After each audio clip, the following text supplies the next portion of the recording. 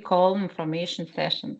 So as Emilia mentioned, my name is Renata Ribinskaitė, and I'm represent the European Competence Center for Social Innovation.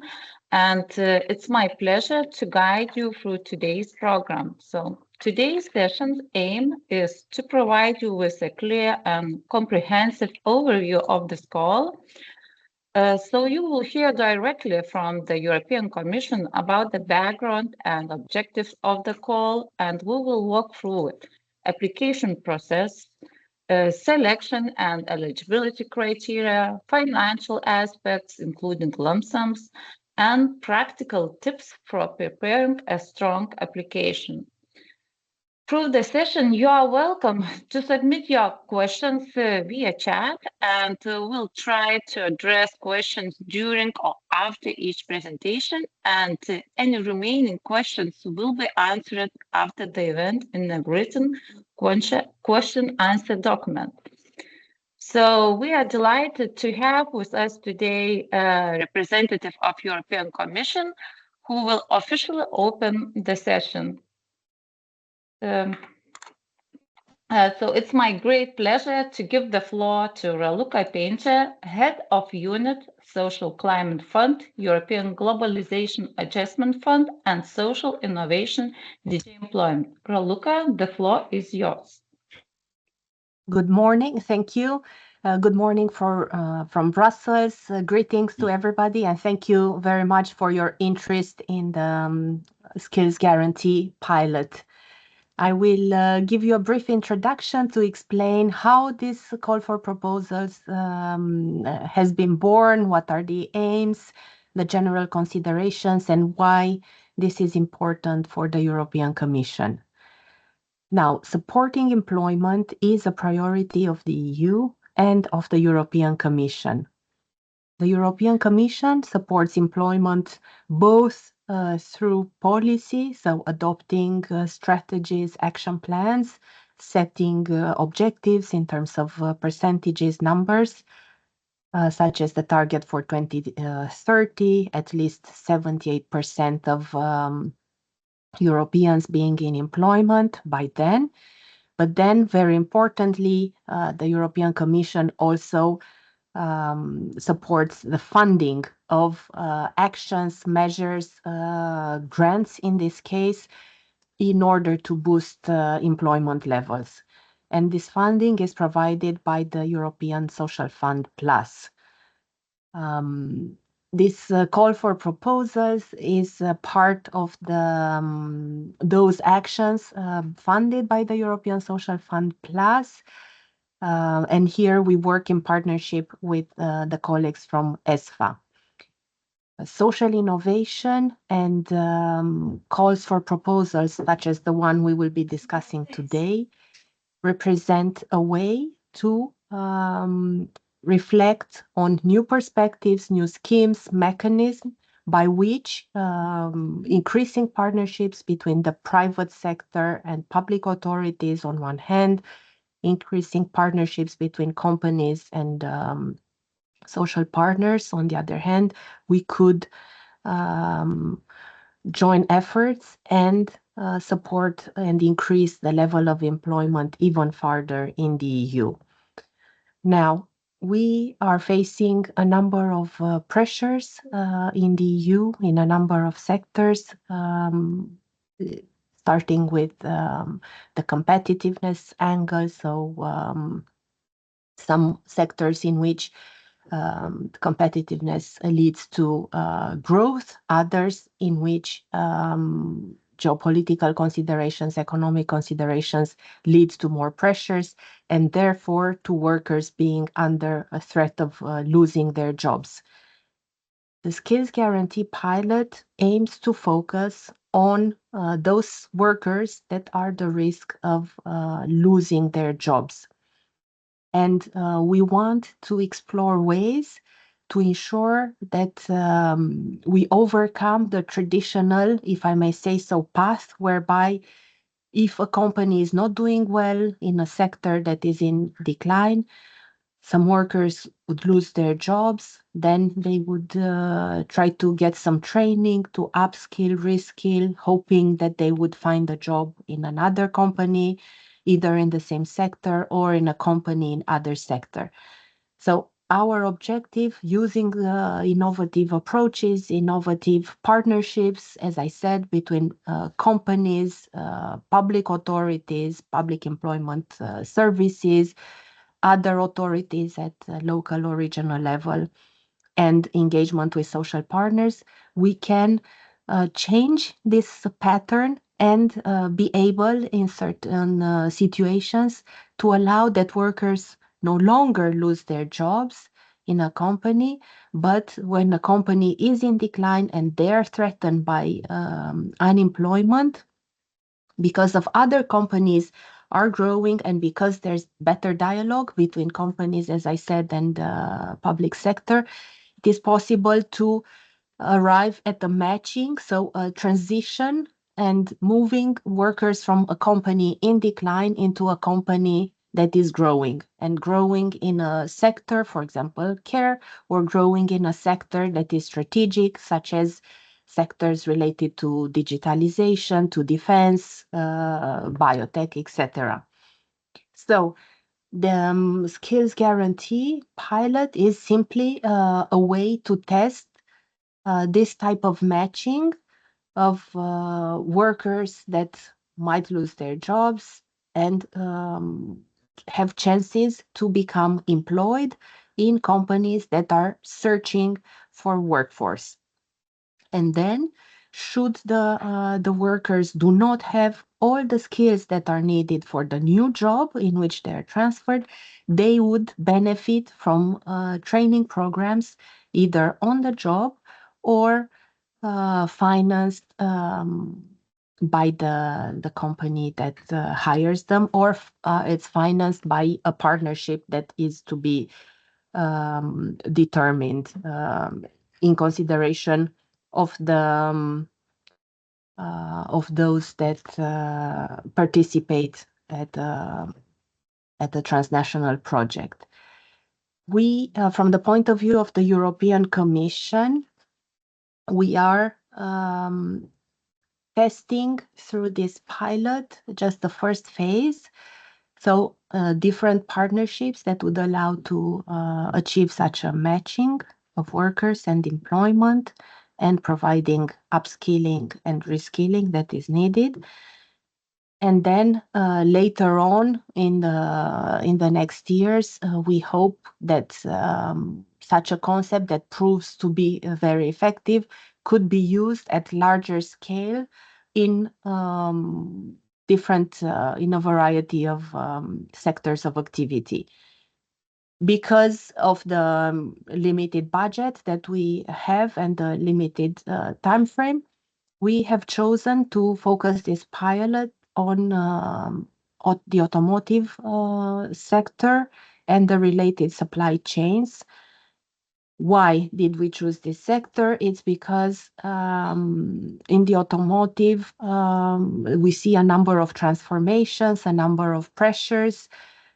For example, a lack of a certain degree of competitiveness, for example, on the electric vehicle market, but other types of pressures, because of the prices of energy, because of inflation, that cause a number of workers to face the risk of unemployment. So the idea is to start at small scale to see if it's possible for those workers that are currently employed in the automotive sector or in related supply chains to, through this partnership that I mentioned with other companies from growing sectors, with public authorities or with social partners, to see if it's possible to match and to transfer some workers into companies that are growing. And the objective is to also test the minimum period during which such workers would remain employed. Now, we are, and the way the projects would be shaped is quite flexible in the sense that, let's say, if in a company, 100 people are risking unemployment, the objective is not to go ideally supporting all the 100 persons, but at least a number of them through a matching towards another sector. And why do we believe that it's possible to ensure such matching? So switching from workers from one sector to a totally different sector. And we give the example of defense, which is a sector that is recruiting quite a lot these days, but it can be others, as I said, it can be care, it can be other sectors.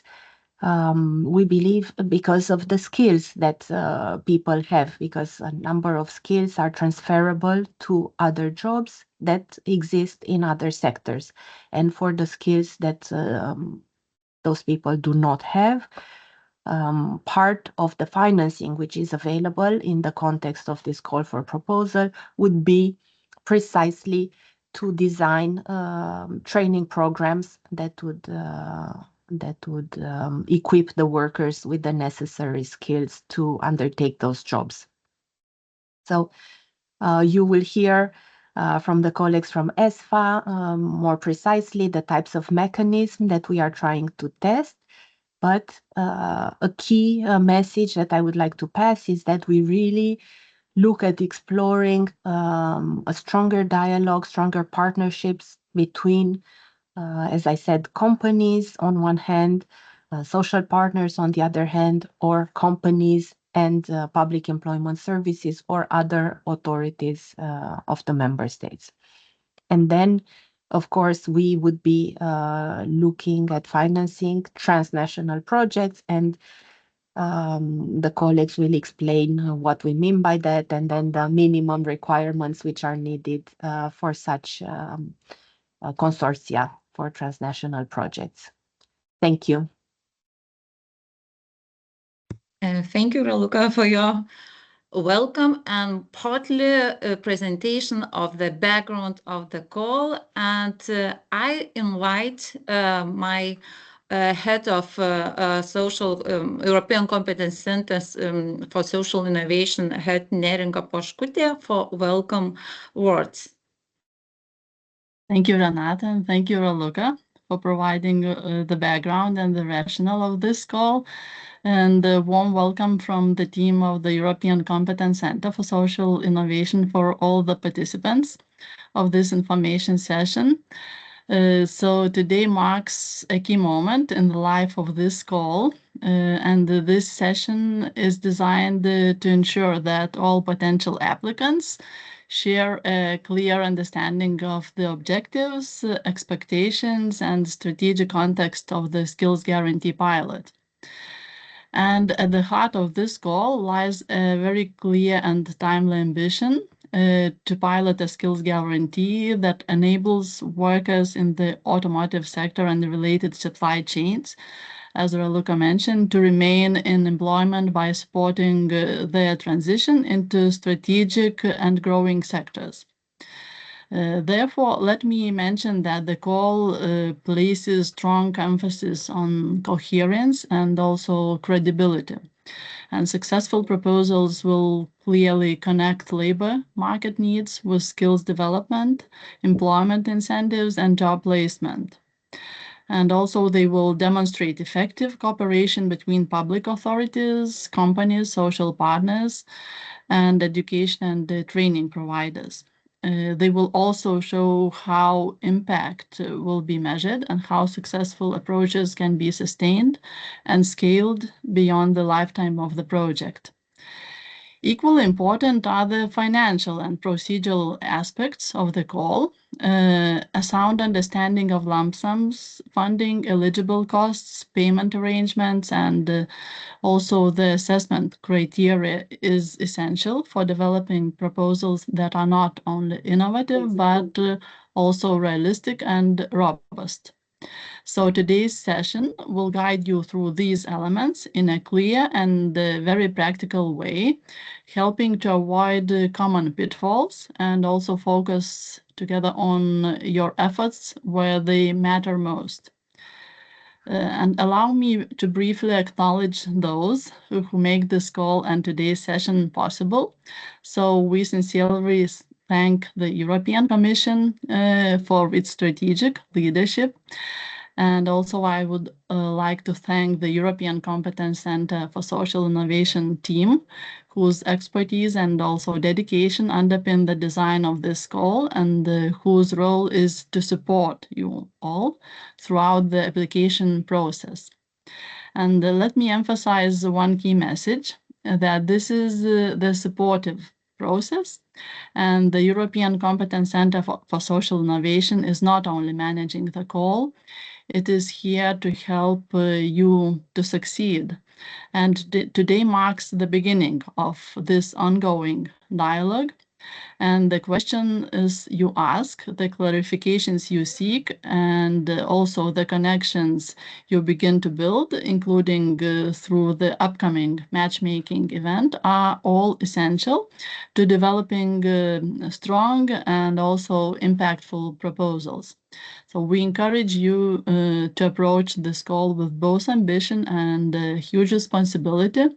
So be innovative, be grounded in evidence, be creative, but also focused on real needs of the call. And above all, keep workers at the center of your proposals. And let me conclude with a more personal note. Ultimately, this call about people, about skilled workers who want to continue contributing, about employees who need talent to grow, and about public systems that must adapt to a rapidly changing world. And the ideas that will emerge from this call have the potential to shape careers, also strengthen industries, and influence the whole European policy. And that is a significant responsibility both for you and for us, and also a genuine opportunity. So we invite you to be bold, to be collaborative across borders and also across sectors, and to look beyond today's challenges toward tomorrow's solutions. So our team is here to support you at every step, and we very much look forward to learning from your expertise, from your creativity, and from your commitment. And with that, I wish you an inspiring discussion, fruitful exchanges, and the confidence to turn strong ideas into impactful projects. So thank you for being part of this journey, and let's make it count together. Thank you, Neringa, for your welcome words. And I just would like to remind or mention for those who didn't see that last week we published frequently asked questions, and there you can find those answers for your questions. So just check our website for frequently asked questions. And right now, I would like to ask if you have some questions for background and policy context of this call, which European Commission representative Raluca presented in the beginning.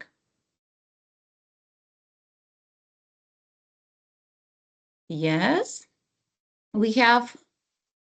I don't know if it's okay if I talk directly to the microphone, or should I write the question? Yes, you can ask right now. Okay, thank you very much for the information and bringing together the whole of the organization here.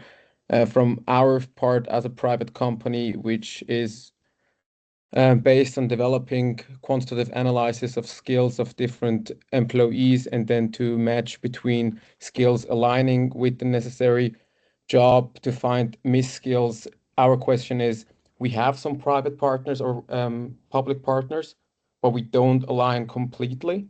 And we didn't see in the process a way to get in touch with other organizations which we lack for a full application, to maybe have a collaborative opportunity to work with them or see how we can collaborate. Are we going to have circumstances or sessions like that in the coming, I don't know, weeks, or we don't have months ahead of us for the deadline, but for the coming time? Thank you very much. Okay, thank you. I get this question not for Raluca, but yes, I can answer.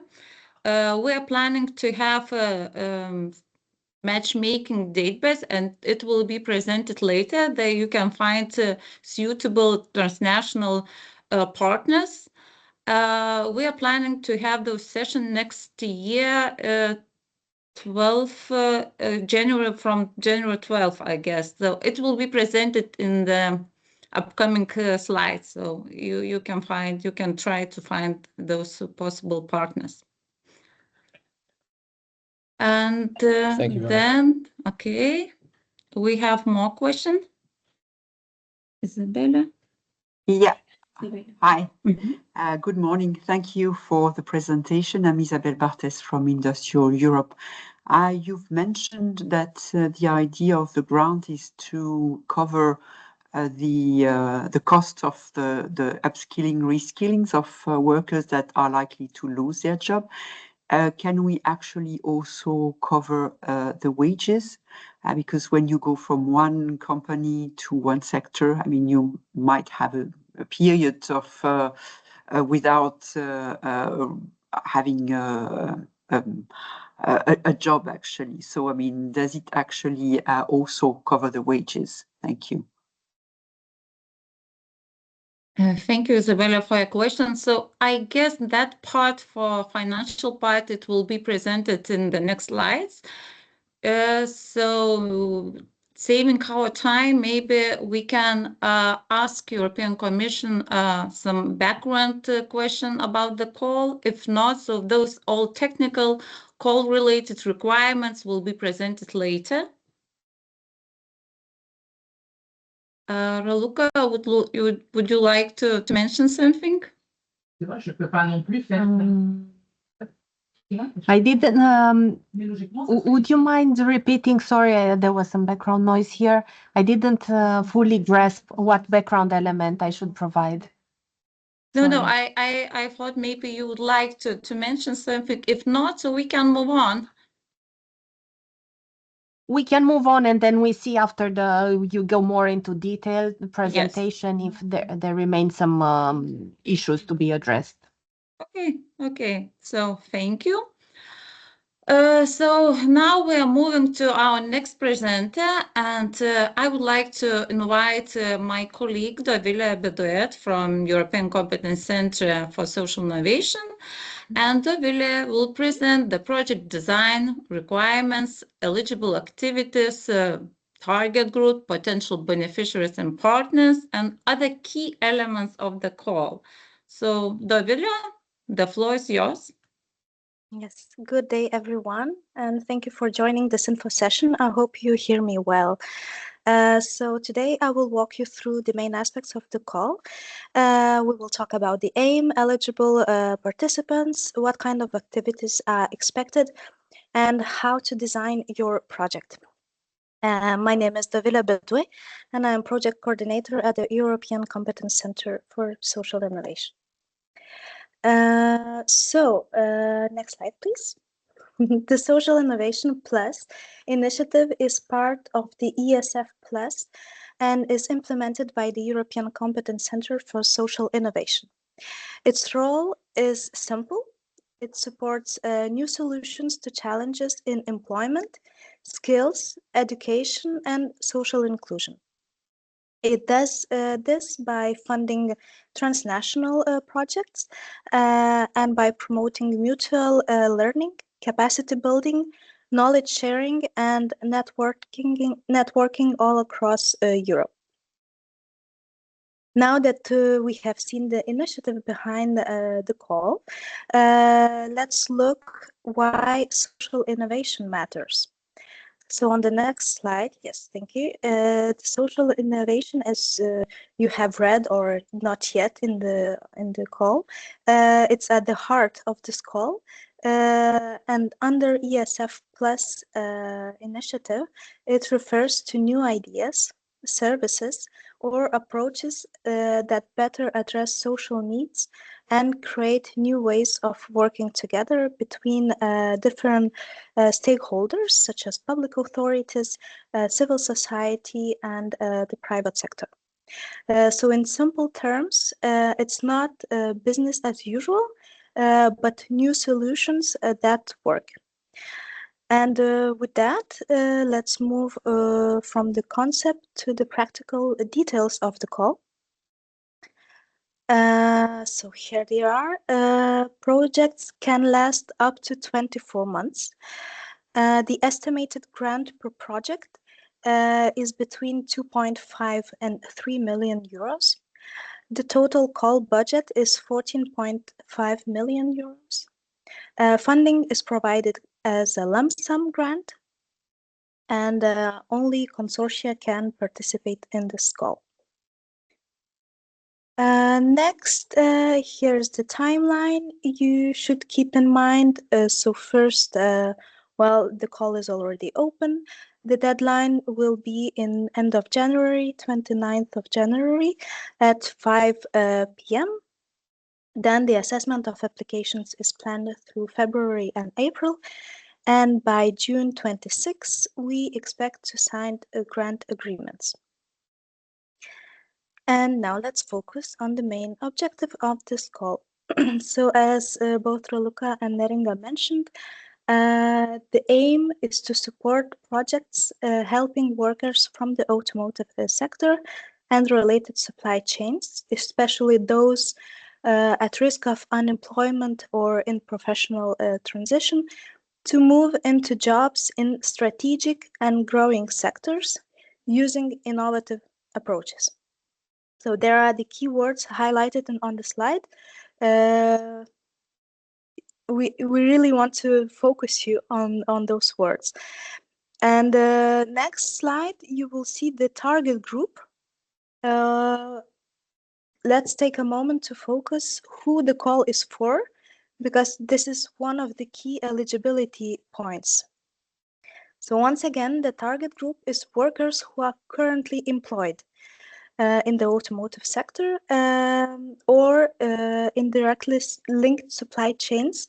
It can be materials, components, logistics, aftermarket, or recycling, and who are at risk of unemployment or in professional transition. You can be in the automotive sector and be happy with your workplace and not at risk of unemployment or having completely other plans like creating your own enterprise. Then you are not eligible. But those who are at risk of unemployment, this call is for you, is for them.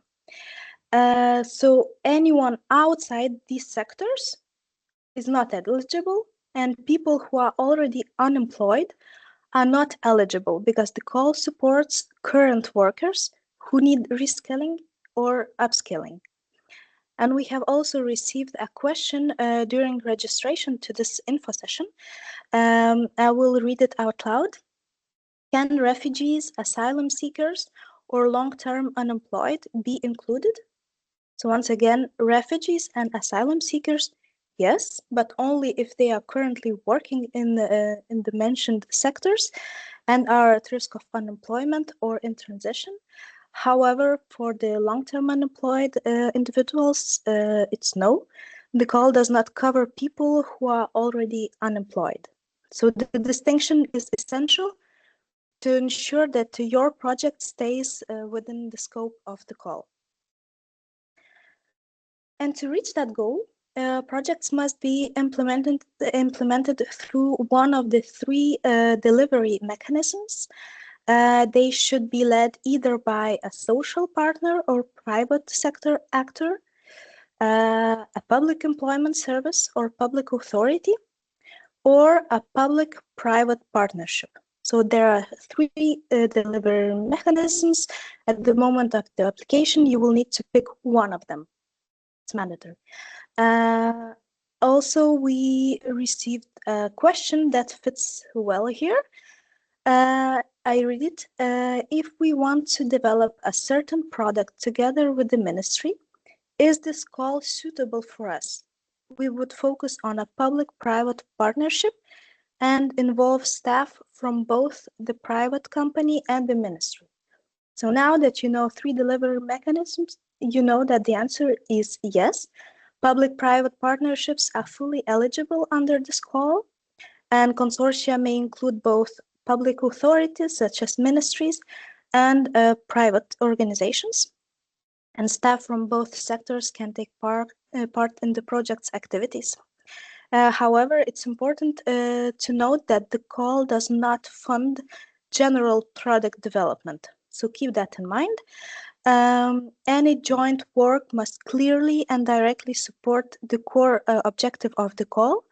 So piloting a skills guarantee for workers in transition, all activities, staffing, and outputs must contribute to reskilling, upskilling, and smoother job-to-job transitions for these workers. And we will have on the next slide some concrete examples of activities that can be funded.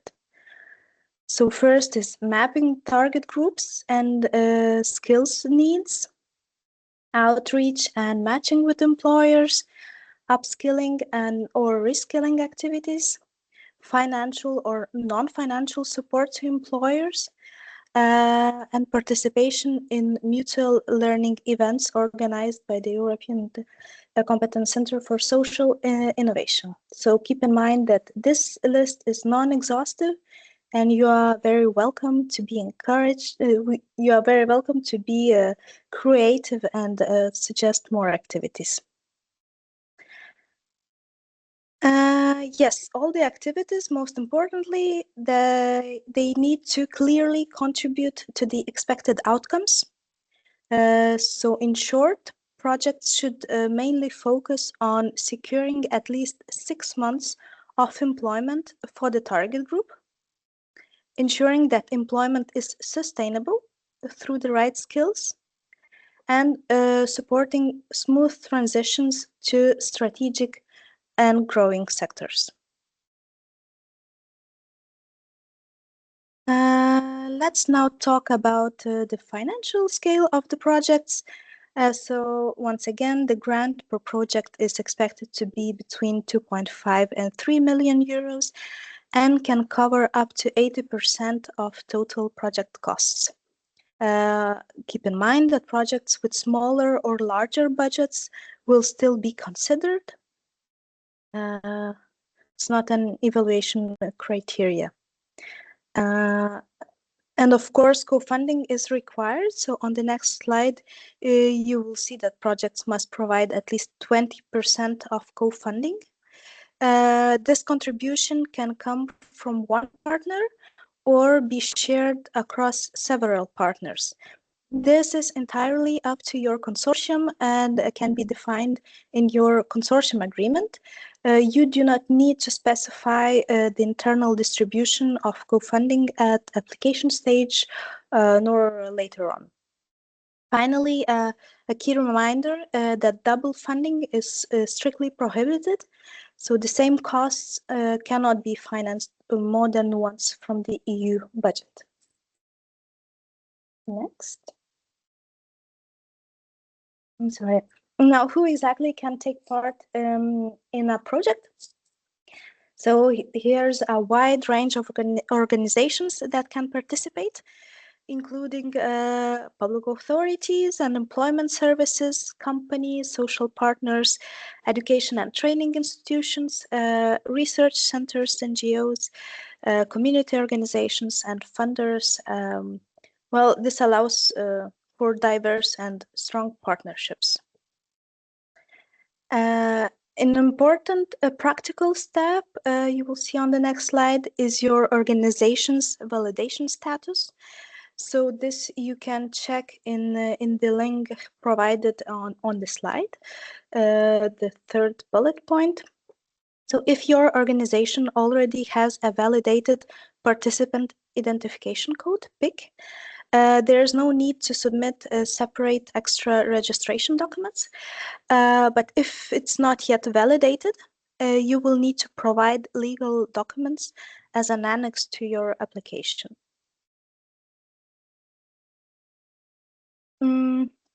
Let's also clarify the geographical eligibility rules. So for the coordinator must be a legal entity in an EU member state, an EU member state only. For the applicants and associated partners, they can come from EU member states, certain EEA and ESF plus associated countries, and countries currently finalizing association agreements.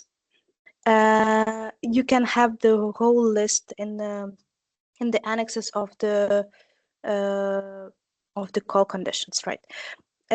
Keep in mind that natural persons are not eligible and that international organizations can only participate as associated partners.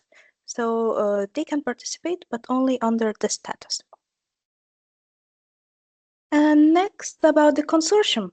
Here are the formal requirements for building your consortium.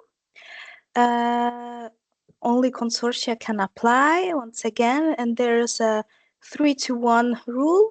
It means minimum 3 organizations from at least 2 different eligible countries and with at least 1 relevant public authority. Okay, 3 organizations, 2 different eligible countries, at least 1 relevant public authority. And keep in mind that organization can coordinate only one application. So if you plan yourself as coordinator in a project, you can be a coordinator only in one project under this call. And on the next slide, we have prepared a visual for you to memorize better how your consortium could be set up. So once again, 3 minimum organizations, at least 2 different countries, at least 1 public authority. Okay, and finally, let's take a look at how to structure your project. So here is, you have a scheme. Your project must be structured in work packages. I believe so far nothing new, which group together related activities and deliverables. Under this call, there are 5 mandatory work packages. So you have them on the screen: coordination and management, dissemination and communication, mapping, outreach and matching, upskilling, reskilling, and employment support. So 5. And each work package should have a clear objective, name a lead partner, and include specific activities and deliverables. Yes, deliverables are contractual, and in a lump sum project, payments depend on completing the full work package. My colleagues will explain more about the system, but keep that in mind. That also 5 work packages mandatory, but there are also 3 deliverables that we demand. So you should include them in your projects. They are put in red on the slide. First, interim report, then final report, lessons learned and future plans, and a report on mapping, outreach, and matching. So yeah, it seems a lot, but as in every European project, you need to structure your work in work packages, activities, and submit deliverables. Try to keep it realistic and manageable. And yes, one last useful tool for you is the Social Innovation Match platform, which is a European database for social innovation initiatives. So the selected project coordinators will be required to upload key information to SIM. And in general, this platform allows you to discover over 200 social innovations, find inspiration, connect with potential partners, promote your own work, and it's just a valuable resource both before and after your project. On the next slide, you will see some links for more information about Social Innovation Match. And here I thank you for your attention. Renata, I believe I will give back the floor to you. Thank you. Thank you, Dovile, for your presentation. And I see we have some questions. Some of them we answered already, but I would like to ask some of Maria Papadopoulou asked, can you explain what are two financial learning events? What is the scope, administrative, reporting, dissemination? Could you explain what are those two online, two off-site events which European Competence Center will organize during project implementation? Yes. So about the projects organized during the project implementation, we always organize the kickoff event for the selected projects, project coordinators, for them to meet each other and for us as well to meet with them, because we will be working together for the upcoming 24 months. So it's good to have to know the faces we are working with, but it's also about knowledge sharing and mutual sharing.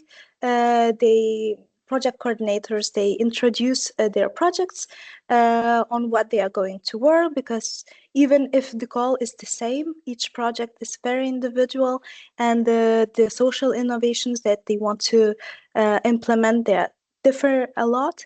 So it's good to update each other on where we start.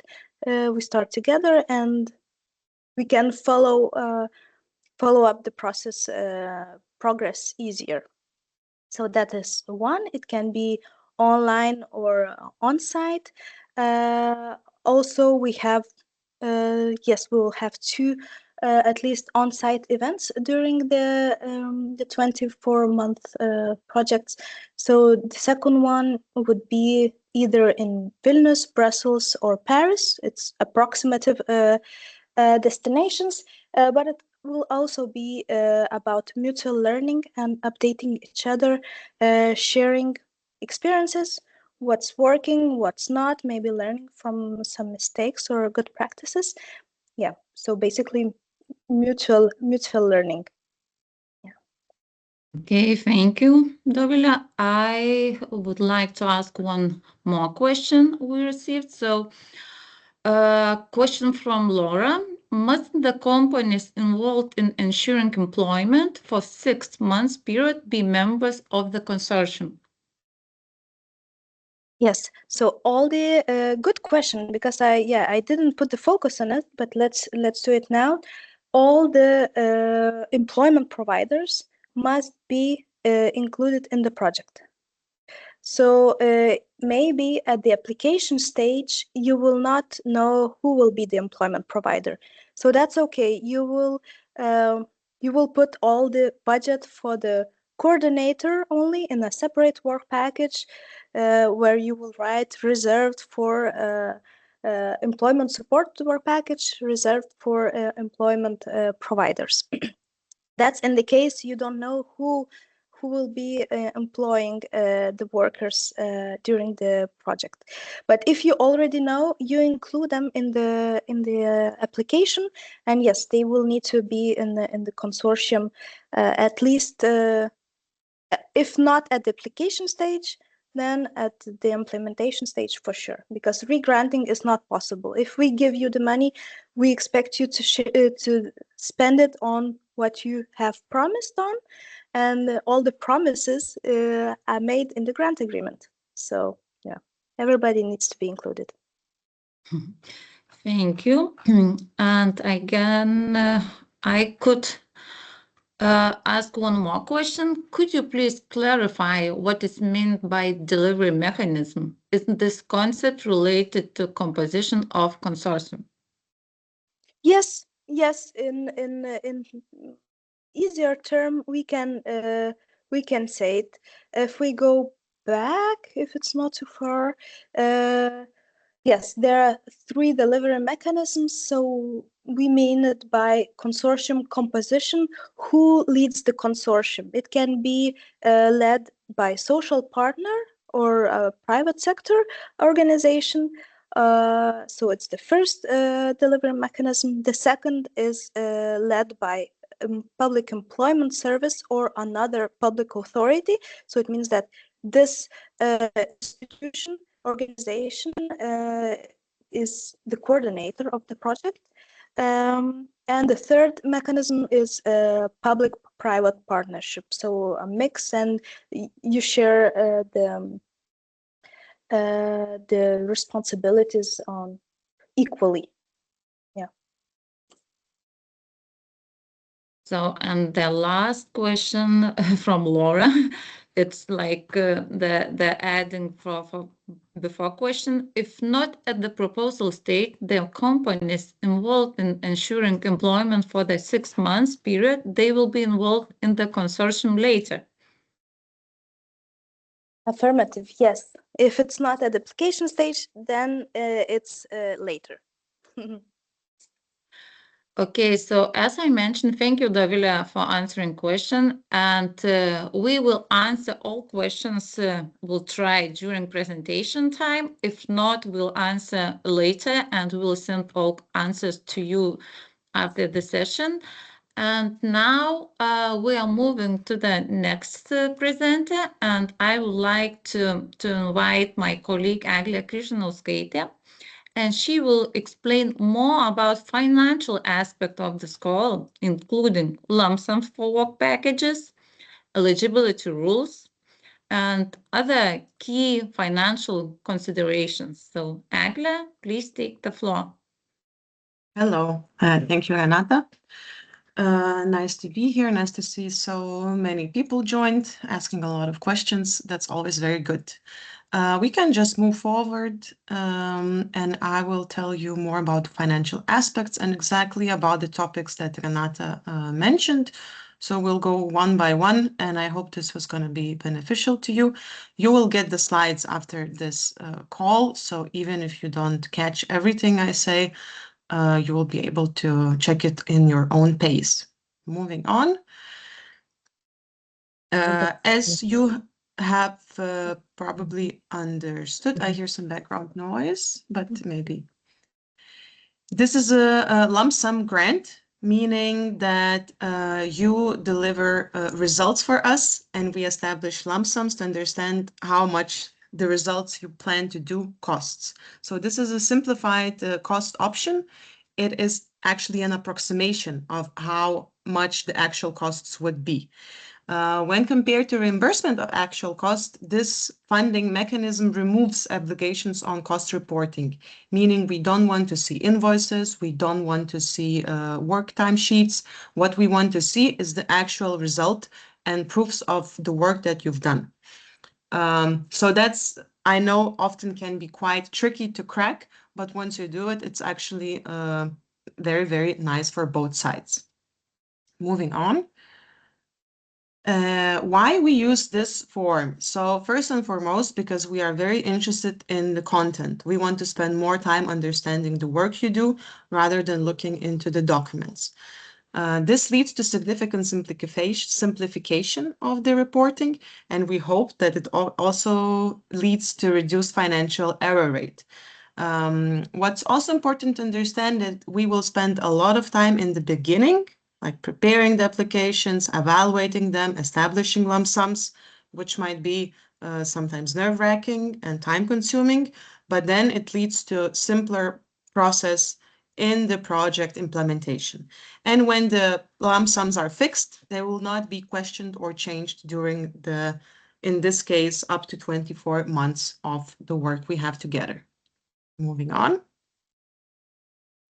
So what is the scheme? When you will prepare an application and submit it onto the eSINIS system, you will also prepare a detailed budget table. It's a mandatory annex of the application. It's Annex 1. And there you will put an approximate calculation of how much the work that you intend to do can cost. When you will submit the application, we will evaluate your proposal. And those applications that go to the award procedure, they will be checked quite carefully. And those projects that qualify and get selected, we will work even more together to fix the lump sums in the grant agreement. When the lump sums are fixed, this is our guiding star.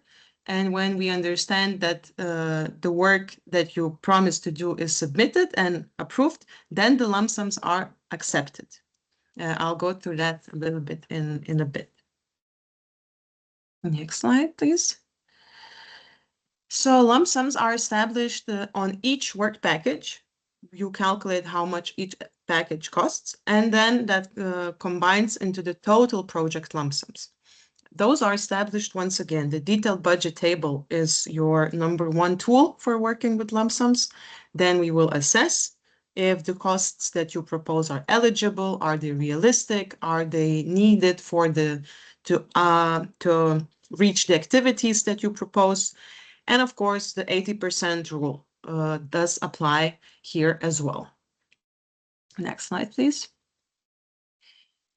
What is the payment mechanism here? So for example, let's say you have the work package 1, which is normally a management work package. There are certain activities that you plan to do and certain deliverables that you will submit to us in order for us to understand and evaluate what work has been done in the work package.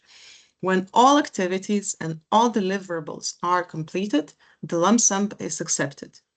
If there are some activities that are partially completed or you do not manage to reach certain deliverables, such work package is completed, it's not completed, and lump sum cannot be declared.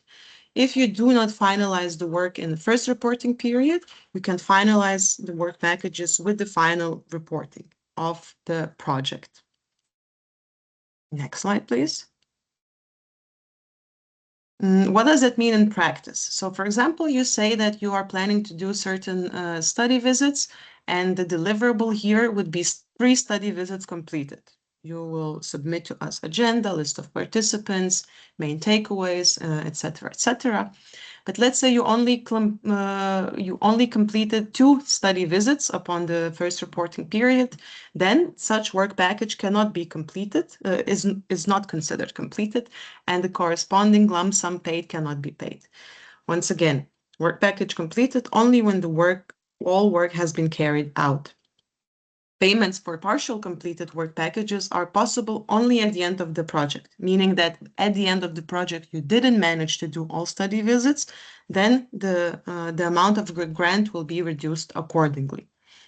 This leads us to advise you strongly to think through the structure of your work packages, to set reasonable number of activities and deliverables, and also split certain work packages that last, let's say, for 1-2 years into smaller ones. So management, we highly advise to split into 2 work packages for year 1 and year 2.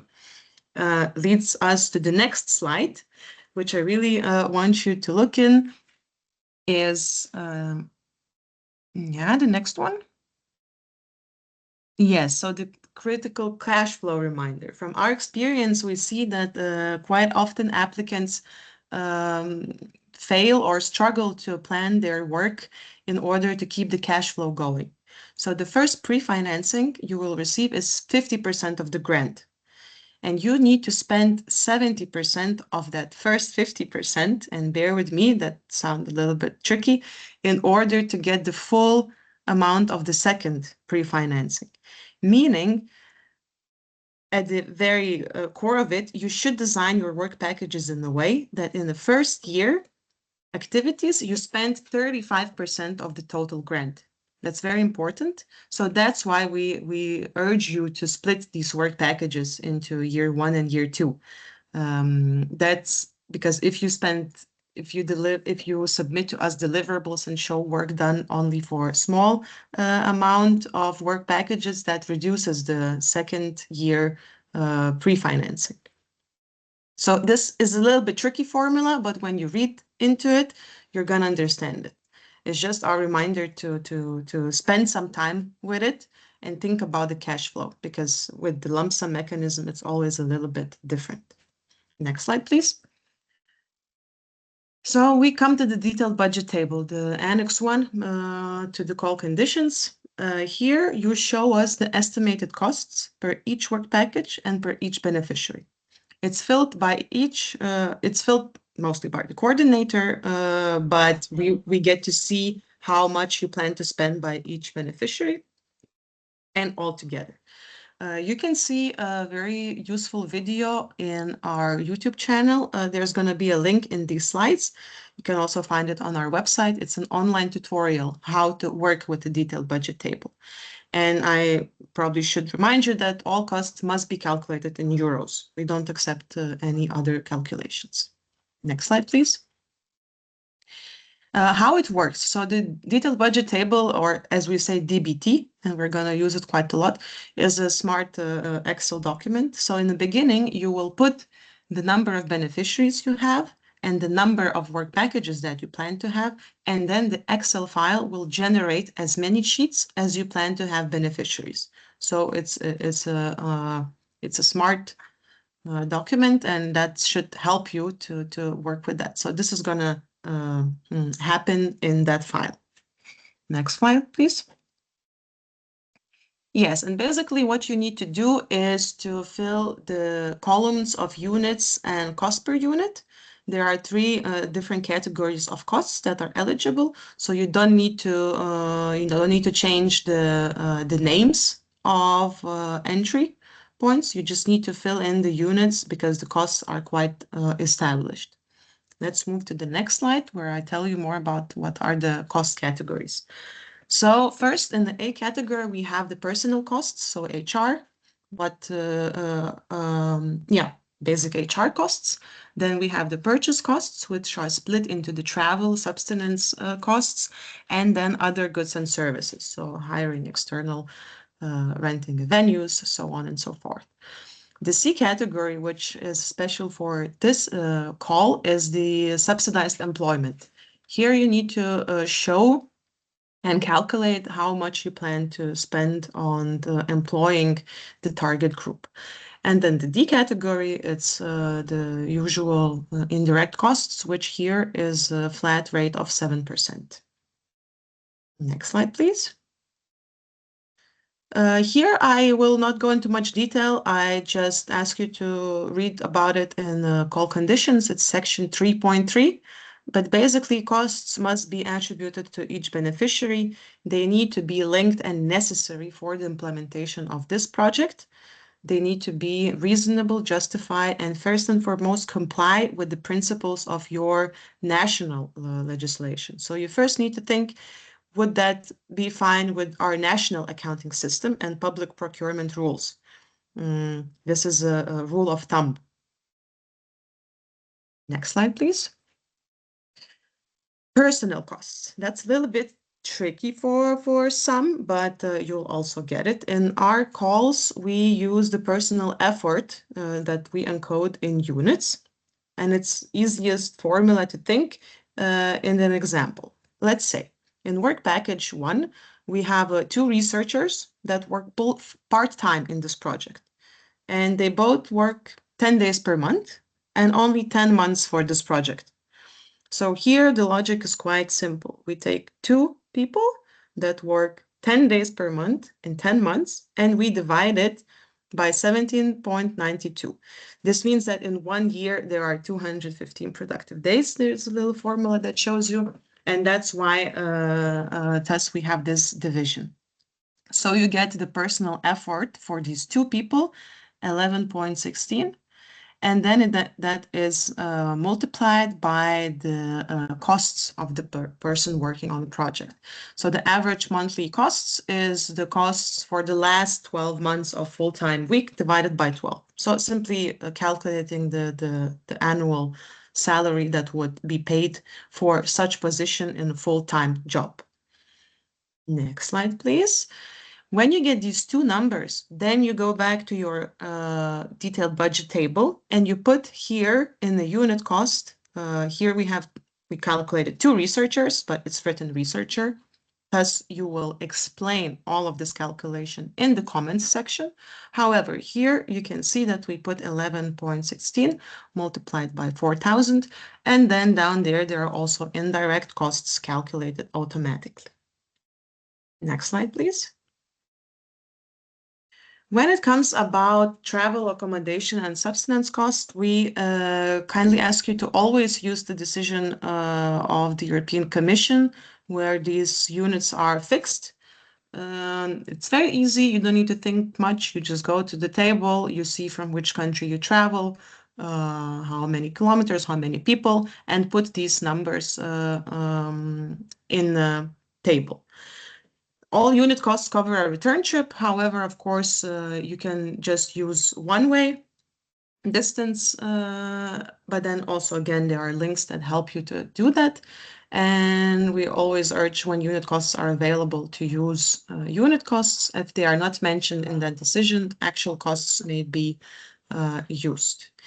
You always need to provide detailed information of how many participants are traveling, how long they are going to stay in the comments section of the budget line. Let's move to the next slide where we will see the travel costs sheet. It's also a very helpful table here. When you open it, you see you can assign each work package, each beneficiary, where are they coming from, where are they going, how many days, how many people, and the amount is going to be calculated automatically.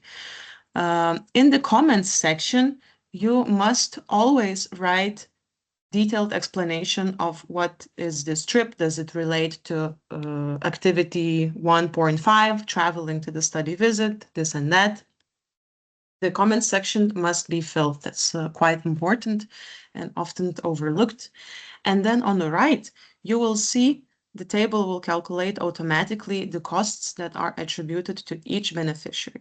Then you take these numbers and you need to manually bring them to each beneficiary sheet. This is a little bit maybe uncomfortable, but that's how it works. So yes, you fill here the trips on the right in the table marked in blue. You will see the final numbers, and then you take these numbers and add them to each beneficiary budget sheet. Next slide, please. Subsidized employment. We accept that remuneration for the workers will be paid if they, of course, comply with the eligibility criteria. There's instructions in the detailed budget table where you can read, but I just want to remind that beneficiaries, you will have to provide us documents proving that the levels of remuneration that you suggest are eligible, meaning we will want to see internal wage scales, we will want to see collective labor agreements on what ground this is based, that you want to pay this and that amount for the participants. It must not exceed the regular wage of the employment provider for the specific position. And what's very important, each person employed must stay in the employment for at least 6 months.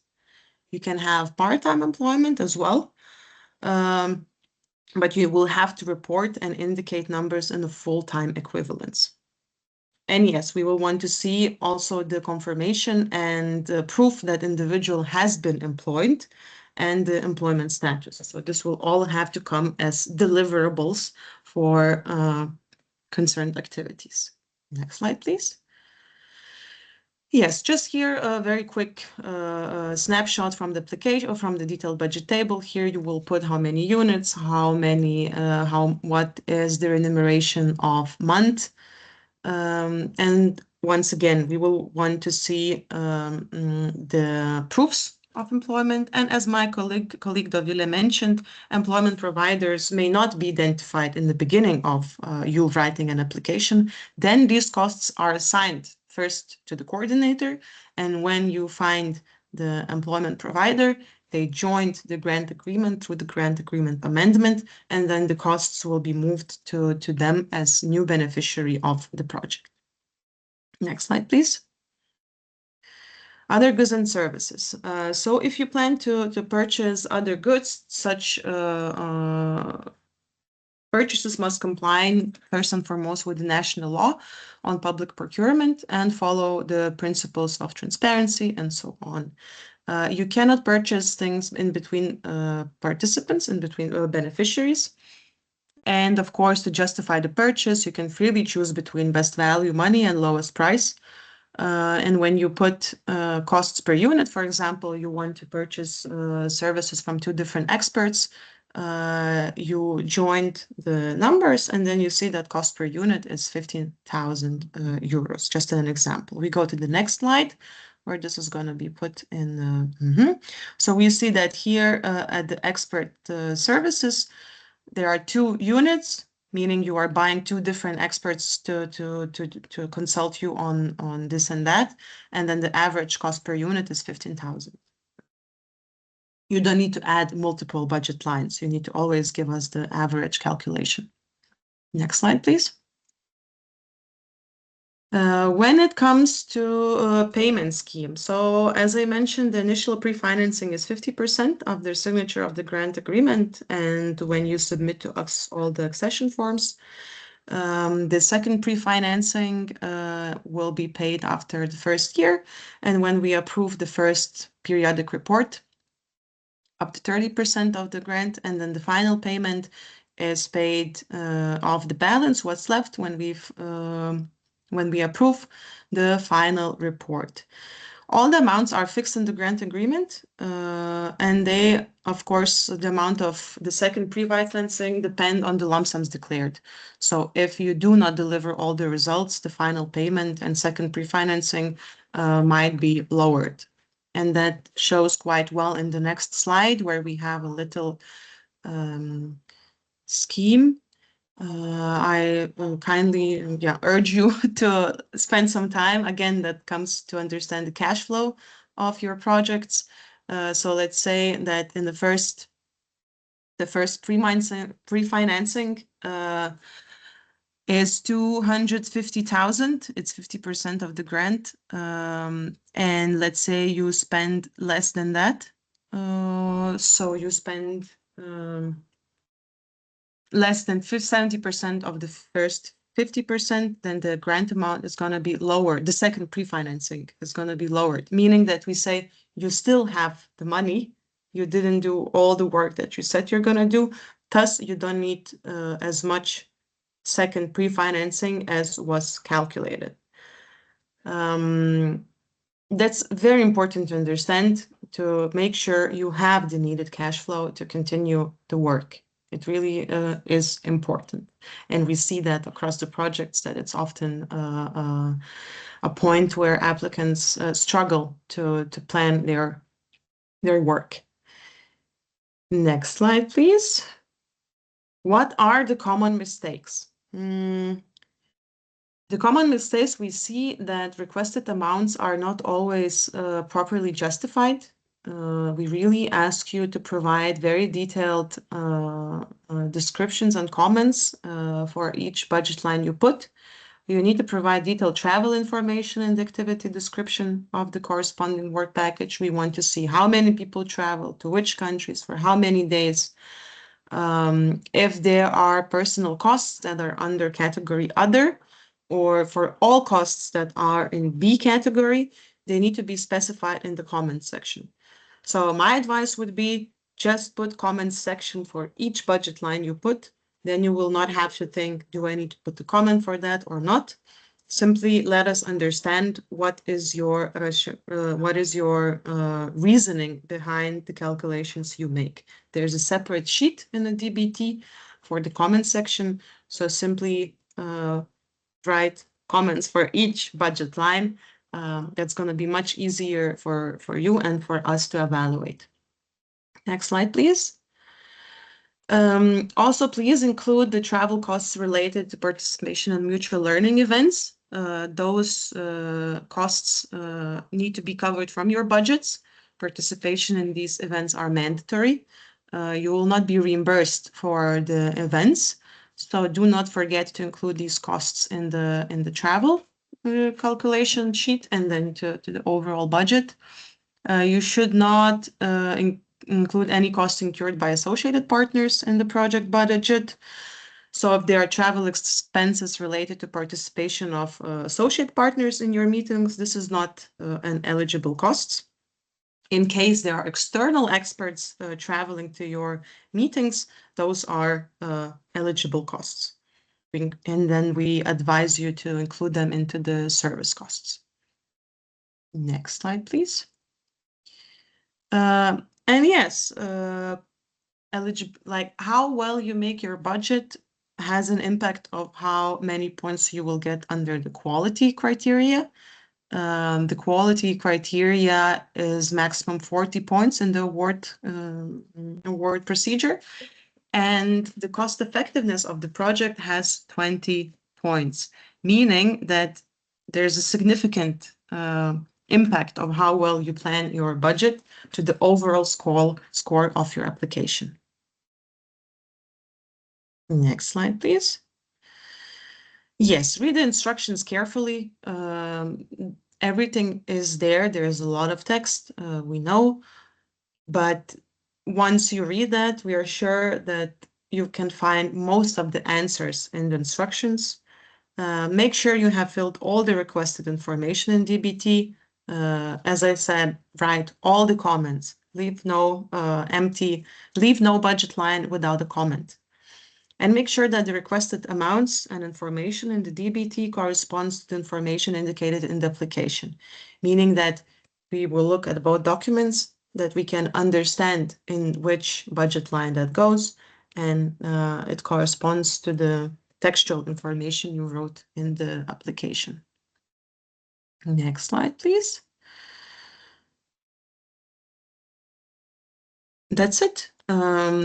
I know it's a lot. I know it's difficult perhaps to understand, but you will have the slides, and we have tons of information on our website, and we'll help you get there, so to say.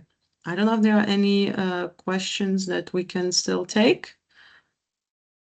Yes, thank you, Angela, for your presentation. Yes, we received a lot of questions. Okay. Actually, some of them we tried to answer directly on the chat. So maybe we can take a time and answer some of them. We received questions. What happens if the person leaves the job before 6 months, or in some cases after 3 months period? And is there any penalty or another issues? So because the mandatory is that all possible employers should be, our target group should be employed for at least 6 months in other growing or sector, from automotive sector. So question, it's about if they are leaving before 6 months. Well, the answer is that if you plan, they must be employed for 6 months. If they leave before, there's not going to be a penalty. We're not going to be punishing anyone about that. It's always depends case by case. This is the ultimate goal, to have people on board, but we know life happens. However, if you put in a detailed budget table and we fix in the grant agreement that you have employment plan for 5 people for 30 months, or I'm just saying, your goal is to find new people to fill these spots and to continue the support for the people in need. I'm not sure if that fully answers your question, or if my colleagues have anything to add. But for sure, it's not going to be any penalty if people leave. But you need to show that you did all effort, everything in your hand to ensure that people have access and circumstances and opportunities to stay and work. Yes. And also we receive another question. Could you please clarify whether if training activities are included within the upskilling, reskilling task, the cost associated with trainers are considered eligible expenses?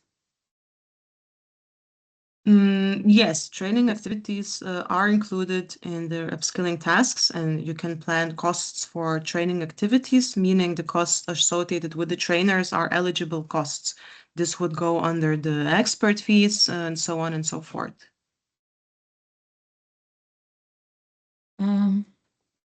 I guess we answered most of questions, and we'll try to answer. Oh, I see we have one raised hand.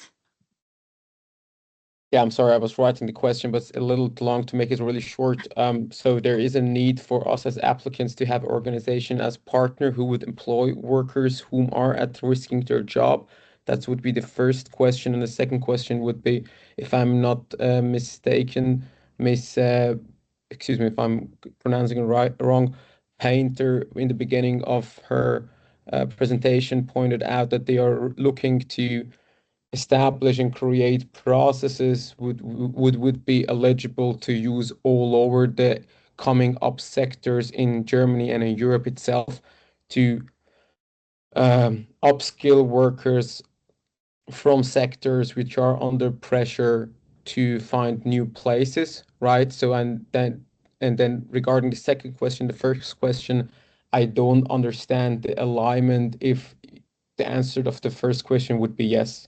So to make it short and simple, if we need already a partner in this application who would take employees already, how would we then be able to focus to create a process which would be, I would say, overarchingly usable in an employment market? That's a little bit the conflict of interest I see there, if you understand what I'm trying to get at. Or make it simple, is the answer of the first question yes? I'm so sorry about it. So the first question was? Is there a need for us as applicants to have an organization as a partner who would employ workers who are at risk of losing their job? Agla, should I or you? Well, if you cannot employ yourself, then yes, there will have to be an employment provider, because the key requirement from this call is to have people employed for 6 months. Yeah. So we need to find partners, an organization who would be ready to take those workers at risk and employ them at their own companies or organization, whatever. Yes, but as Dovilė mentioned in her presentation, you have two options. Those who you already have during application part, or those who can you invite during implementation part, the employer providers. And it's a bit different composition of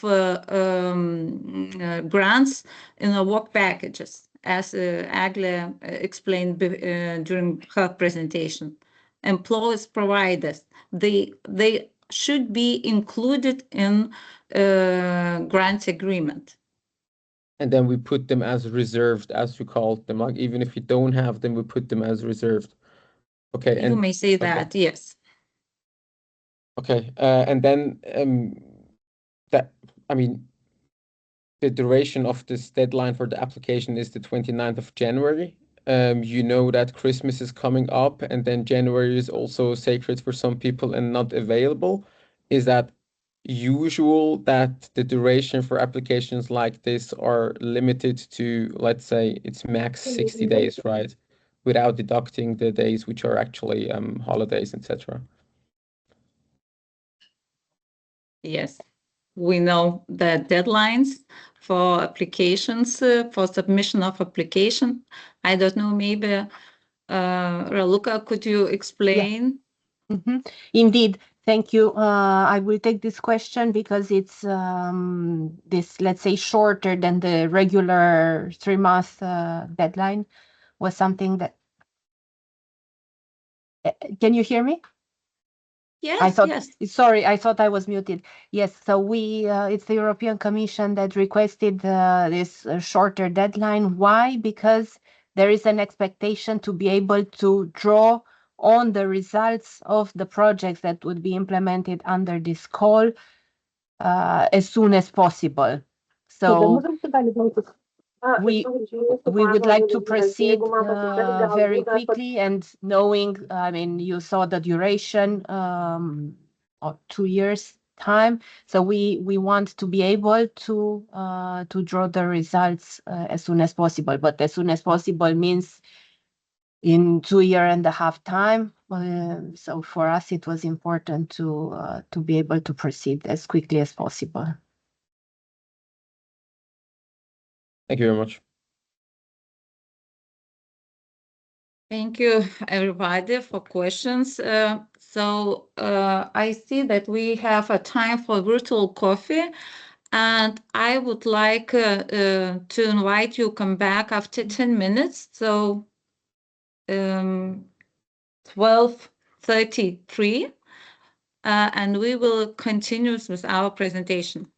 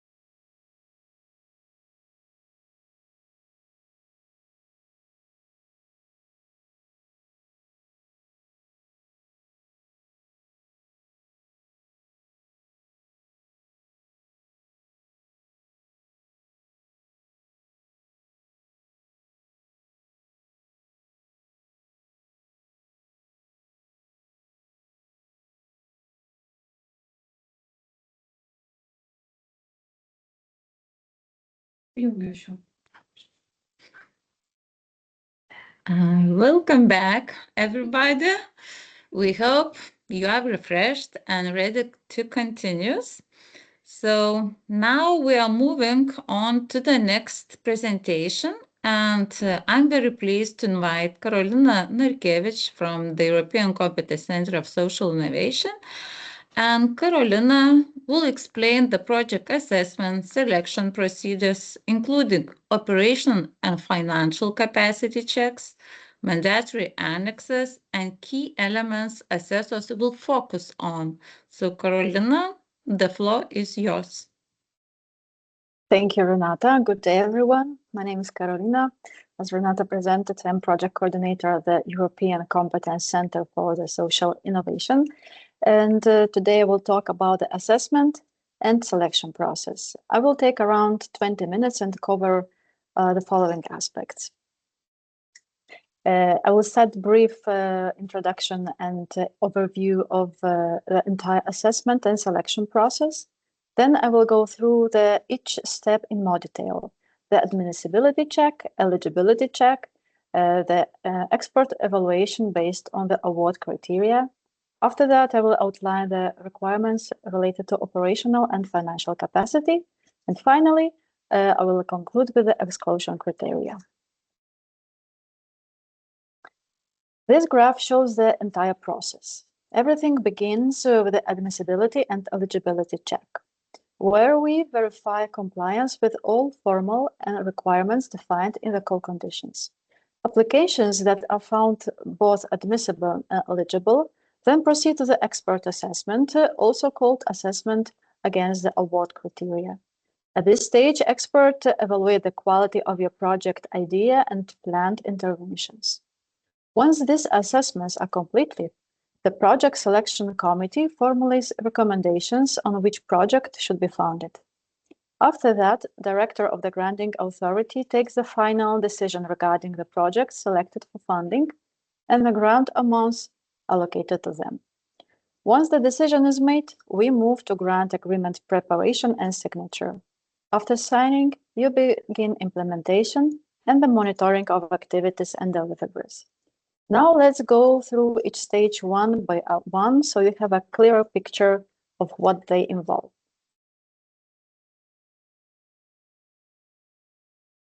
To be admissible, an application must meet the following criteria. Firstly, it must be readable and accessible. Secondly, it must be completed and contain all required information. Thirdly, your application must include all mandatory annexes and all requested supporting documents. Here, I want to underline a very important point. Only the information you provide in the application form and in the mandatory supporting documents will be taken into consideration during the assessment. I would like also to point the Annex 4, which I found quite practical. It lists exactly which documents each role, coordinator, co-applicant, or associated partner must provide. It's a great tool not only at the planning stage, but also for a final check before submitting your application. Next slide, please. Now let me walk you through the mandatory documents that must be submitted together with your application. First of all, you need to submit application Form A and Form B, which you complete directly in the SMS system. In addition to the application, you must upload several annexes. The first mandatory annex is Annex 1, the detailed budget table. This is the Excel file provided in the call conditions, and it must be fully completed and submitted together with the application, as my colleague Agli has already explained. The second document is either Annex 5 or Annex 9, depending on the legal status of the project coordinator. Let me clarify this because it is particularly important for this call. If the coordinator is not a public entity, then you must submit Annex 5, the list of previous projects. If the coordinator is a public body, Annex 5 must be replaced by Annex 9, the public body questionnaire. Under this call, the participation of public authority is mandatory. This means that the consortium must clearly indicate which organization is acting as the public authority. This must be explicitly stated in your application, and the organization must also submit a registration certificate so that its legal status can be verified. Next, Annex 6, the Declaration of Honor for Beneficiaries. This document is pre-filled on our site, but it must be signed by a legal representative. What is important, it must be provided not only for the coordinator, but also for co-applicants. So for all beneficiaries in the consortium. Another mandatory document is Annex 8, the Declaration of Professional Competencies. Here you provide the information about the competencies and qualifications of the coordinator's project team. This document is not mandatory if the coordinator is a public body. Finally, the registration certificate. My colleague Davila has already mentioned this, but let me quickly recap. A registration certificate is required only if the entity's PAC number is not validated. If the PAC number is validated, no certificate is needed. If the PSC number is declared but not validated, or if the entity does not have yet a PAC number, then a registration certificate must be submitted. This applies to all participants in the project, the coordinator, co-applicants, and associated partners. In addition, if the entity is public authority, a registration certificate is always required to confirm its legal status. Finally, we are often asked about the consortium agreement, and this is not mandatory under this call, but is strongly recommended. Since it is not required, there is no template provided, but you can prepare it in the format that best suits your consortium. Next slide, please. Now let's go over some important points on admissibility. First, application must be submitted through the electronic portal SNIS. No other submission method is accepted. Second, the deadline is 29th of January 2026, 5 p.m. Central European Time. Any applications submitted after this time will be automatically rejected. Very important to note that your application will be rejected if any of mandatory annexes are missing. These are Annex 1, the detailed budget table, Annex 5, the list of previous projects, or Annex 9, public body questionnaire, of course, depending on the coordinator's legal status, and Annex 8, Declaration of Professional Competencies. So please double check that all these annexes are included before submitting. Now that we've covered admissibility check, let's move on to the eligibility check. Regarding the eligibility check, Davila has already explained this in detail, so I just want to underline two important points here. First, the application must be submitted by a consortium that meets all required composition. Second, the coordinator must meet the operational capacity criteria, which I'll present in more detail later. All other eligibility rules from the call conditions still apply, and if any are not met, the application will be rejected. Now let's look at the expert assessment. Next slide, please. Expert assessment is a more detailed evaluation of your project. Only applications that pass eligibility and admissibility requirements move to this stage. They are assessed against 3 award criteria: relevance, quality, and impact. The maximum score is 100 points, and you need at least 60 points overall to pass. Your application will be rejected if it falls below the minimum threshold for any individual criterion. For example, if the relevance threshold is 25 points and your project scores 24, it will not be accepted. I will go through each criterion in the next slides, but I want to stress, please read the award criteria in the call conditions carefully, as they explain in detail how each one is awarded. Next slide, please. So now let's move to the first award criterion, relevance. This criterion is worth maximum 40 points, and the threshold you need to reach is 25. Experts will assess several aspects. First, how well your project contributes to the overall aim, activities, and expected outcomes of the call, and how it fosters cooperation across countries.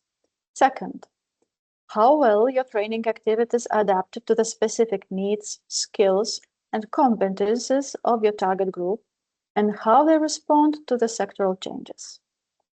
Third, how effective and innovative your measures are in improving job matching and supporting workforce transition to strategic and growing sectors. Fourth, how your project clearly demonstrates alignment and support for relevant national, regional, or local strategies. It is very important to provide evidence for this alignment. For example, a specific document as an annex or reference to a legal or policy document that allows experts to verify these connections. And finally, the synergies with existing initiatives or services. Your project should complement what is already in place and avoid duplicating existing support mechanisms. Next slide, please. Now we move to the second award criterion, quality, project design, implementation, and team. This criterion has two parts, each worth 20 points, and you must score at least 10 points in each. On the left side, you can see the first part, project design and implementation. Here, experts look at whether your project is clear, well-structured, and propose solution logically address the identified problems and needs. Whether your methodology for implementing the project is realistic and well-organized. This includes the work timetable, monitoring, communication, and dissemination, involvement of stakeholders and public authorities, as well as risk management. Experts also assess how tasks, responsibilities, resources, and management tools are distributed within the consortium, and if the composition of the consortium is clearly justified. On the right, we have the second part, the cost effectiveness of the project. And here, experts will check whether the project is feasible within the proposed time frame and budget, and if the budget is appropriate and offers good value for money. Next slide, please. Now we come to the third award criterion, impact. Here you can score maximum 20 points and you must reach at least 10. Experts will assess the extent to which your application covers the following. First, a solid impact evaluation method. It should be clear, detailed, fit the purpose, and able to show and measure the expected outcomes. Second, employment after the project. The planned interventions should help participants remain employed beyond the project duration. The third, link to labor market needs. The project should respond to current labor market trends and the needs of strategic and growing sectors and show a long-term sustainable vision. Fourth, dissemination. How well you plan to share and promote your activities and results on local, regional, national, and EU level. And finally, long-term sustainability. The project should involve the relevant public authorities in a way that supports the continuation and uptake of the results in the future. This completes the award criteria. Next, I would like to move to operational and financial capacity. So let's start with operational capacity. And first, two important disclaimers. Only the operational capacity of the coordinator is assessed. This check does not apply if the coordinator is a public body. However, I want to stress something very important here. If you consider yourself a public body, but during the assessment, the granting authority concludes that you do not meet the definition of public body, and you did not submit the documents providing your operational capacity, then your application will be rejected. So if you think that you are a public body, I strongly recommend checking carefully how public body is defined in the call conditions, because certain criteria must be met. Now let's go back to operation capacity itself. So the coordinator must have sufficient experience in project management and coordination. We consider that the coordinator has sufficient experience if you meet all the criteria listed under the point A and point B in the call conditions. The difference between point A and point B is simple. Point A looks at the legal entity's experience in managing projects. Point B looks at the experience of the lead project manager who will work on the project. In both cases, either the coordinator as an organization or the lead project manager must have implemented at least one consortium project that meets 5 specific requirements. I will explain them in the next slide. So what are these 5 very important requirements? So first, the project must have been managed by the coordinator or the lead project manager, meaning that you were responsible for managing the project, not just participating as a partner. Second, the project must have involved beneficiaries from at least 2 different countries. Third, the project must have lasted at least 12 months.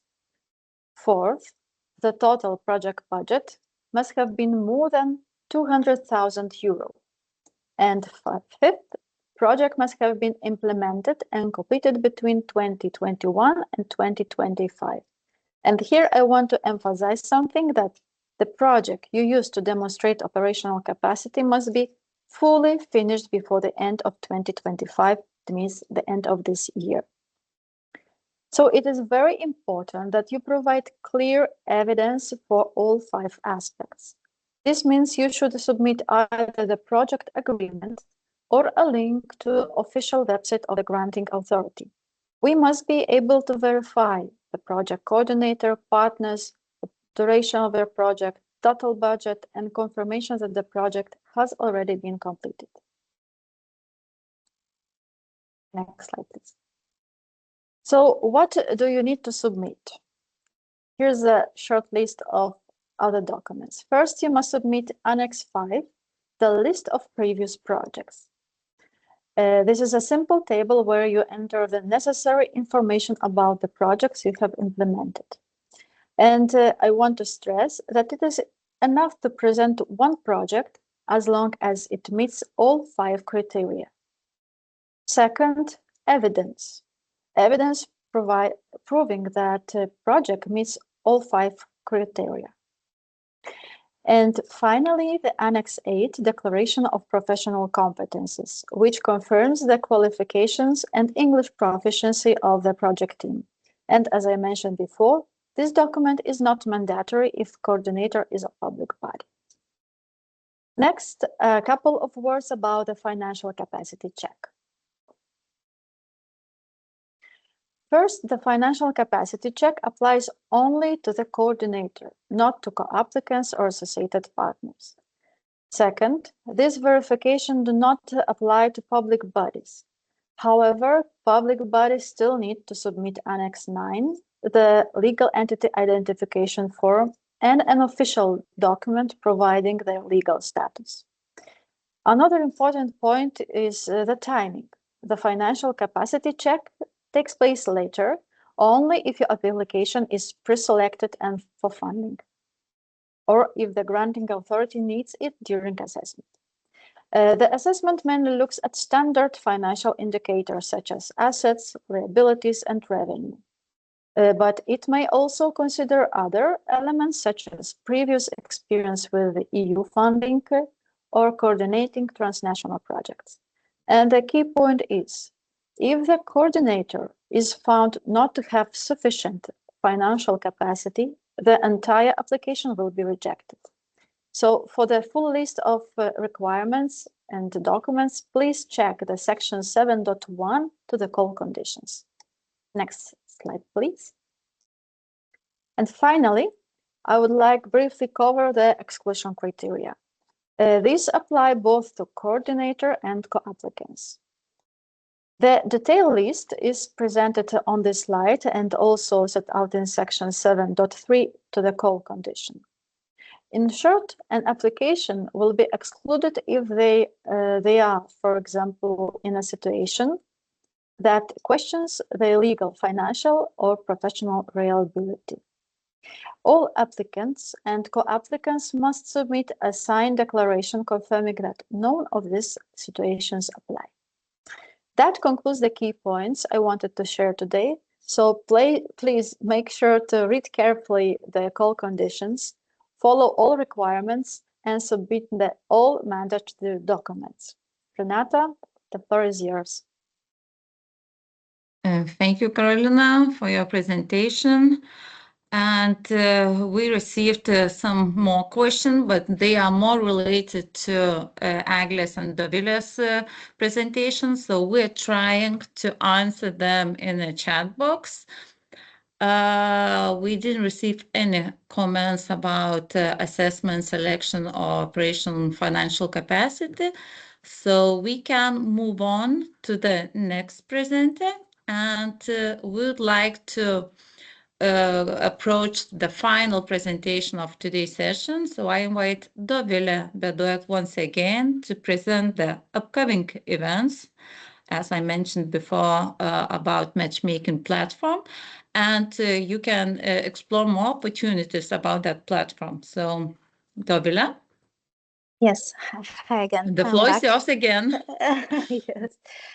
So very shortly about the virtual matchmaking event that we are organizing at the mid of January. On the next slide, you have the dates from the 12th to 17th of January. We will offer 5 full days for participants to connect and organize one-to-one meetings. So the registration will open on the 1st of January, and all information, including meeting links and practical guidance, will be available on our website events page. So this event is designed to help you find strong partners and start shaping a robust transnational consortia ahead of the call deadline. So don't miss this opportunity. And why to join our virtual matchmaking event? So here's the deal. First, you will meet a diverse mix of stakeholders, from public authorities to private innovators and civil society players. Participants come from all over Europe and beyond, which gives you a real chance to find the perfect partner and build a transnational consortium. It's also a great way to get noticed by other like-minded innovators in the social innovation ecosystem. And finally, our AI-powered matchmaking tool makes it easier to find the right people and schedule meetings. So once again, don't forget, it's on January. The registration opens on the 1st of January. And during the 5 days, you will have the chance to meet, to organize one-to-one meetings from partners all over Europe. Yes, and you can follow our webpage, socialinnovationplus.eu, for further information. Thank you. Thank you, Dovilė. So as we come to the end of today's meeting, I would like sincerely thank you all speakers and participants for active engagement. We're trying to answer unanswered questions to chat box. But before we close, we'd like to briefly check whether the information was presented in clear and understandable way. And based on our experience, some applications are rejected at eligibility stage, as Carolina explained, due to misunderstanding of mandatory requirements. So before we leave, we kindly ask you to answer 3 short poll questions, and my colleague will show. There is no need to read all the options in detail. Simply select the answer you believe is correct, and the correct response will be shown immediately. So the first question you can see, which of following consortium structures meets all eligible requirements under this call? And you just select one of 3 options.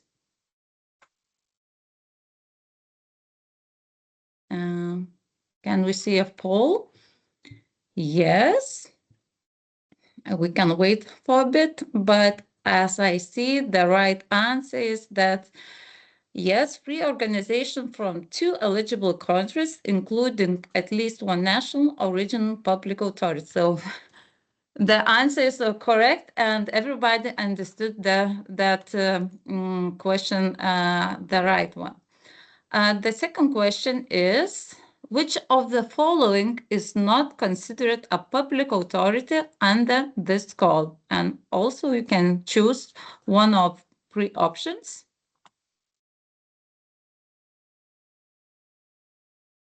Can we see results? Yes, that's right. 100, almost 100. Okay. Public university, according our call, is not a public authority. So in the glossary part, you can find that it's a national, regional, or local government or other administrative body who established under national law and is responsible for development or implementation of public policy or program. And this called public authorities do not include universities, public or other educational or training institutions, which may participate, of course, separately as training providers or consortium partners. So, and the last question is, if the coordinator is not a public body, what requirements apply to it when assessing operational capacities? And also 3 options. And results, that's right.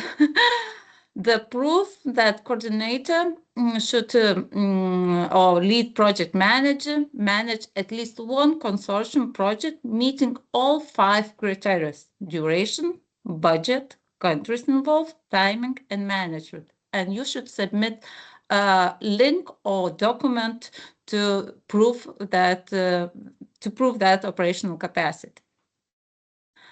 So thank you again for your participation. And before you leave, I would like to remind you to fill in the evaluation form, and please find the link in chat box. And thank you for participating, and good luck for submitting applications.